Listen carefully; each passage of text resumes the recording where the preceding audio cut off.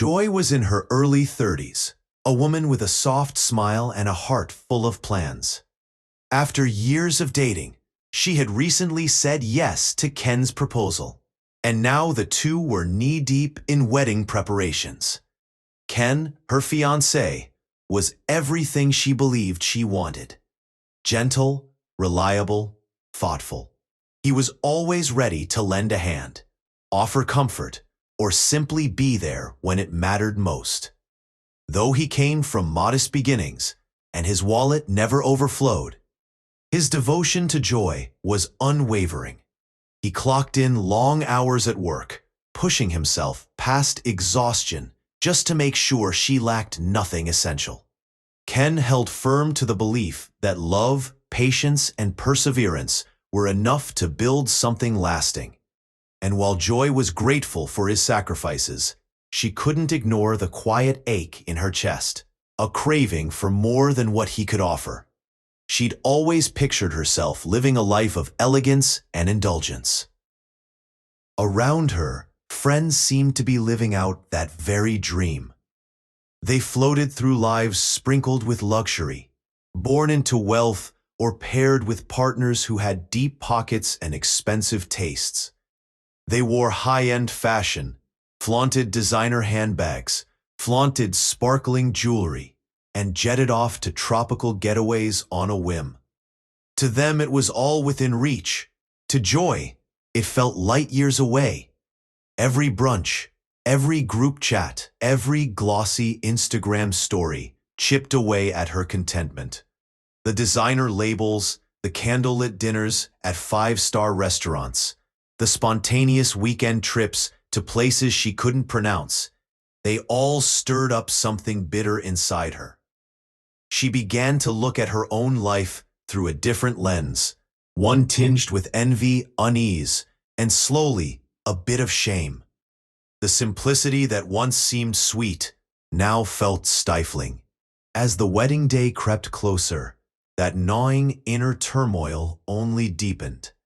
Sure, Joy loved Ken, or thought she did, but a part of her couldn't stop chasing the dazzling lifestyle her friends so effortlessly enjoyed.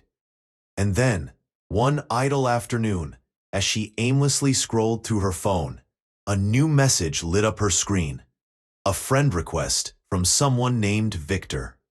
His profile oozed affluence. She recognized his face. He was no stranger in town. Victor was a wealthy, well-connected businessman, older and married, but known for his generosity, especially toward women he took a liking to. The rumors about him were hard to miss.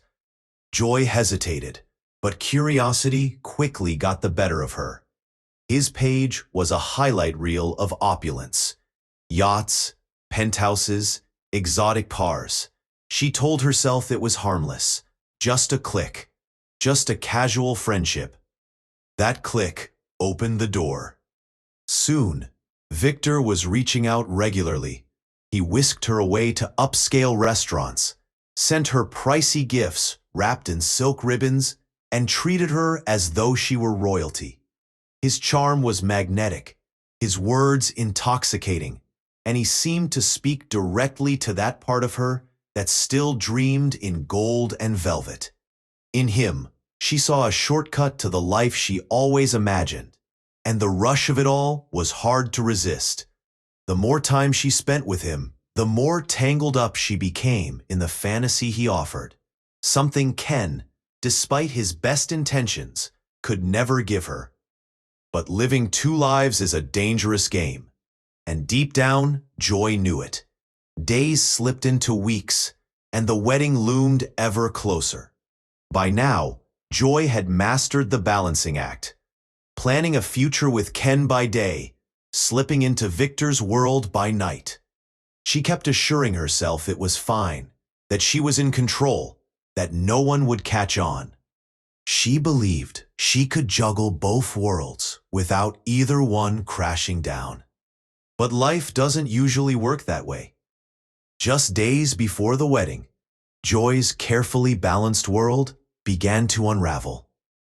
A routine check turned into a life-altering moment. She was pregnant. The test in her trembling hand felt like a cruel twist of fate. In another life, with a clear conscience, she might have wept with joy. After all, she was about to marry a man who loved her, who dreamed of a family. But instead, her heart sank, because in the shadows of her heart, a dreadful uncertainty lurked. Was the baby Ken's or Victor's? The question clawed at her insides. The weight of not knowing filled her with dread.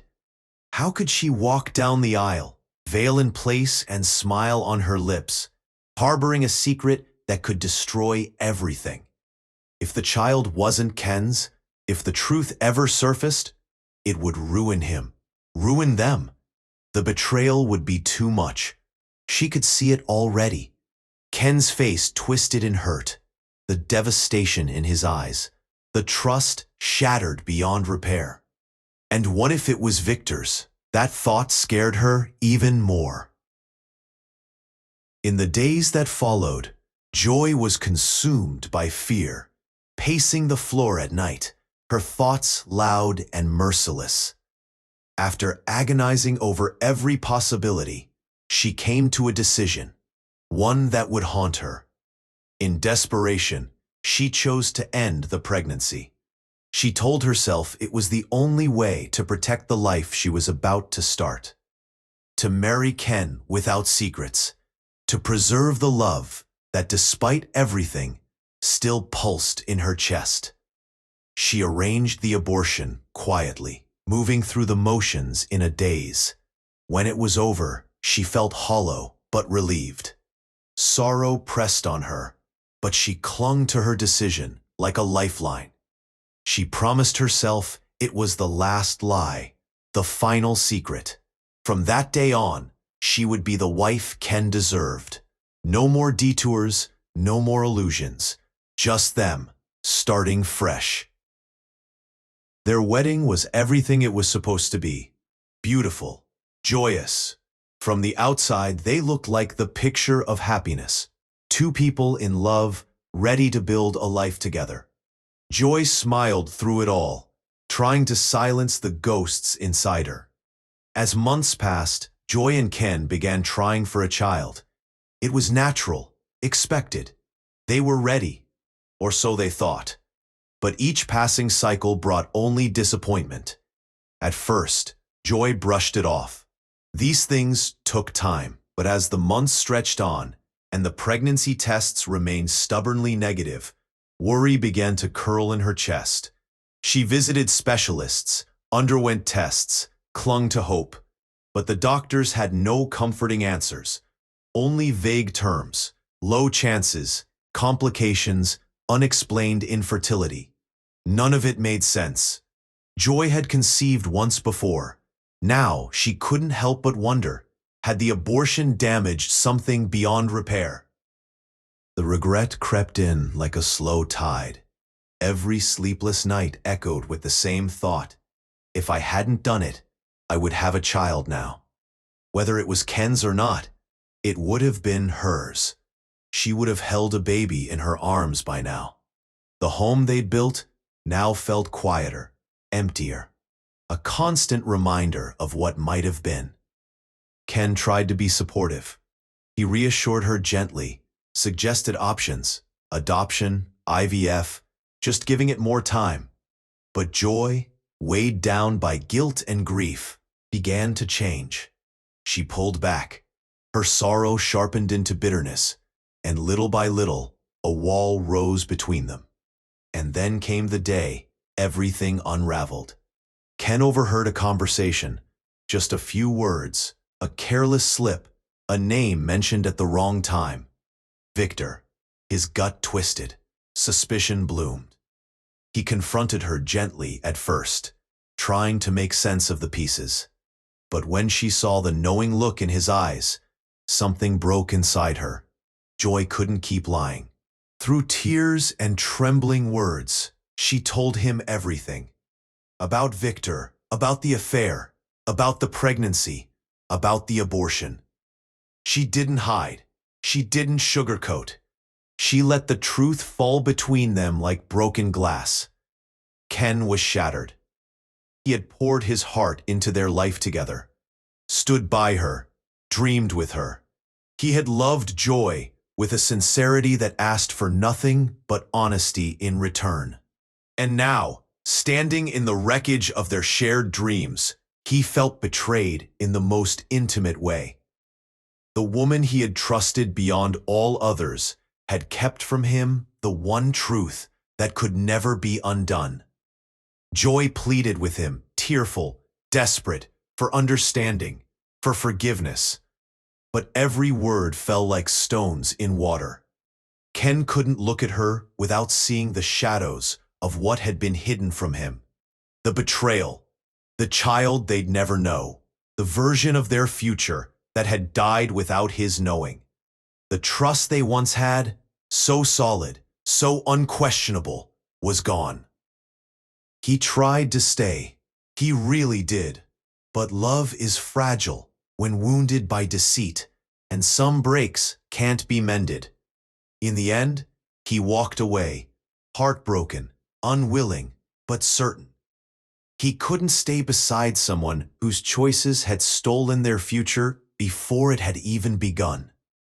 Their marriage ended not with anger, but with a deep, quiet grief. And Joy was left to face the silence alone, haunted by what she'd lost. The regret clung to her like a second skin. Day after day, it whispered in her ear, reminding her of what could have been. The luxury she once chased, the excitement she once craved, they meant nothing now. Nothing could replace the man who had loved her unconditionally. Ken had been her home, her heart, and now he was gone.